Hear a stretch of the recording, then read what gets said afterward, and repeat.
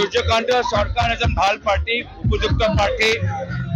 যদি তেওঁ ইয়াৰ পৰা সংসদ হৈ সুখৰ সময়ত দুখৰ সময়ত ৰাইজৰ মাজত দেখা পাব আৰু সেইকাৰণে শিলচৰ ৰাইজে এবাৰ এজন যুৱক প্ৰাৰ্থী বিচাৰিছে, সাহসী প্ৰাৰ্থী বিচাৰিছে আৰু সূৰ্যকান্ত চৰকাৰ হৈ আজি মই ৰাইজৰ পৰা আশীৰ্বাদ বিচাৰিছোঁ।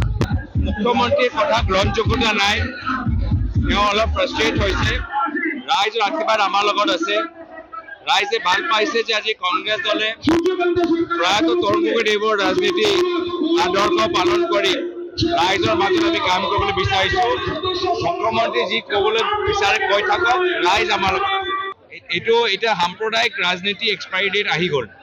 এতিয়া নৱপ্ৰজন্ম, অসমৰ মহিলাসকল, ভাৰতৰ ৰাইজ এতিয়া সাম্প্ৰদায়িক মন্তব্যৰ ওপৰত আৰু ভোট নিদিয়ে। এই সাম্প্ৰদায়িক ৰাজনীতি এতিয়া এক্সপায়াৰী ডেট হৈ গ'ল। এইবাৰ পৰা এতিয়া সকলোৱে আদৰ্শ ভিত্তিক ৰাজনীতি, উন্নয়ন ভিত্তিক ৰাজনীতি কৰিবলৈ বিচাৰে।